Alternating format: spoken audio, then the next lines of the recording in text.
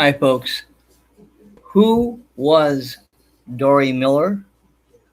Dorie Miller was a sailor in the U.S. Navy. His, he was stationed on the USS West Virginia when he heard a big explosion on his ship. He ran to the other end of the ship and looked in the sky and saw something he couldn't believe.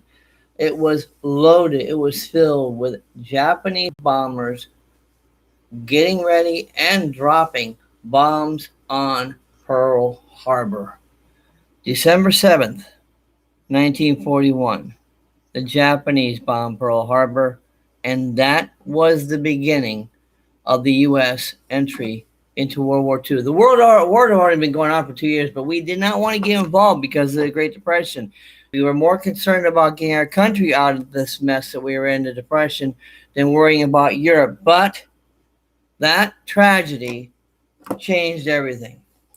As it is written, December 7th, 1941, dawned like any other day for Texan Dorie Miller, a sailor in the U.S. Navy. Miller was hard at work on board the USS West Virginia in Pearl Harbor, Hawaii, when a loud explosion rocked the ship. Miller raced to the main deck and could not believe what he saw. The skies were filled with Japanese warplanes, with bombs exploding around him. He held his wounded captain to safety. Running back to the deck, Miller did his best to defend his ship by firing a machine gun at the attacking planes. Texans were now at war as the U.S. was at war. The attack on Pearl Harbor that Dorie Miller witnessed pulled the United States into another global conflict, World War II. World War II had begun in Europe just over 2 years earlier when German forces invaded Poland.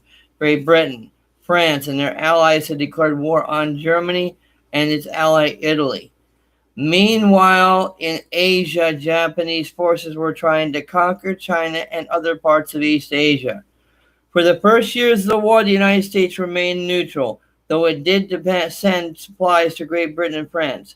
After the attack on Pearl Harbor, which sank or damaged 19 U.S. naval ships, the U.S. declared war on Japan.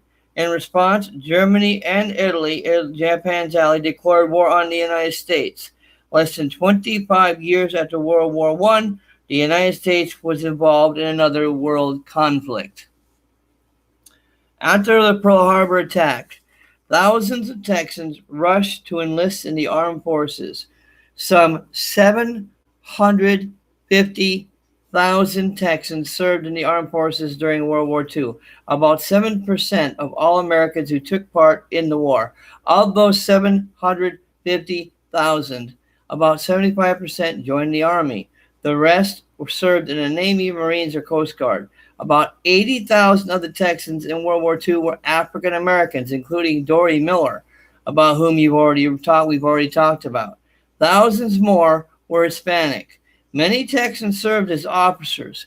Some 150 generals and 12 admirals were from Texas. Fleet Admiral Chester W. Nimitz of Fredericksburg commanded the U.S. fleet in the Pacific. In Europe, Lieutenant General William Simpson of Weatherford commanded the Ninth Army, which fought its way across northern France and Germany. In addition, Colonel James Earl Rudder from Brady played key roles in the D-Day invasion and the Battle of the Bulge.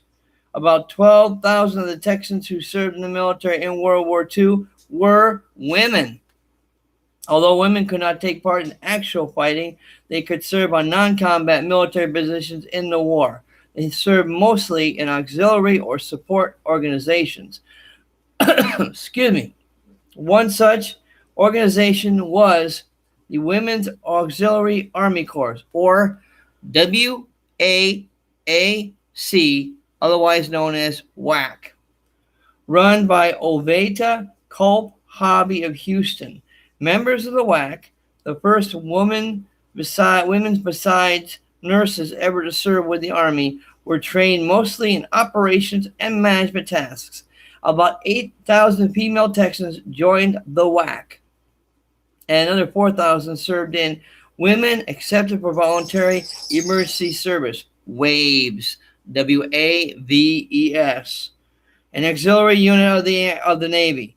An Avenger Field in Sweetwater, about 1,000 women trained for the Women's Air Force pilots. Let me repeat that.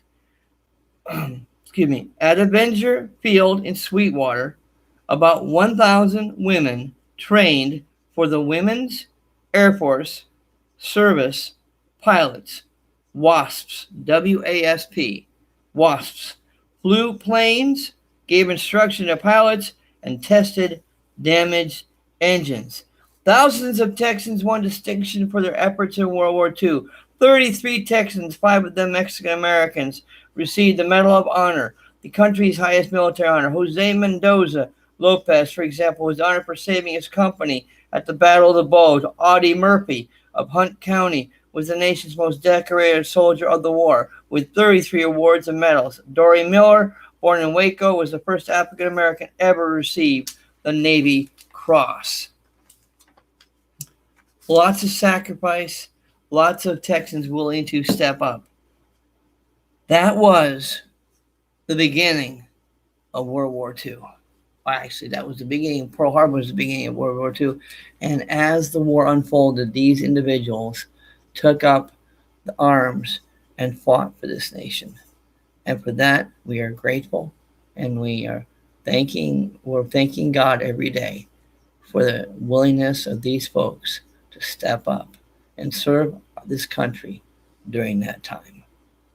The beginnings and continuing as World War II continued for the next several years. Thanks for watching.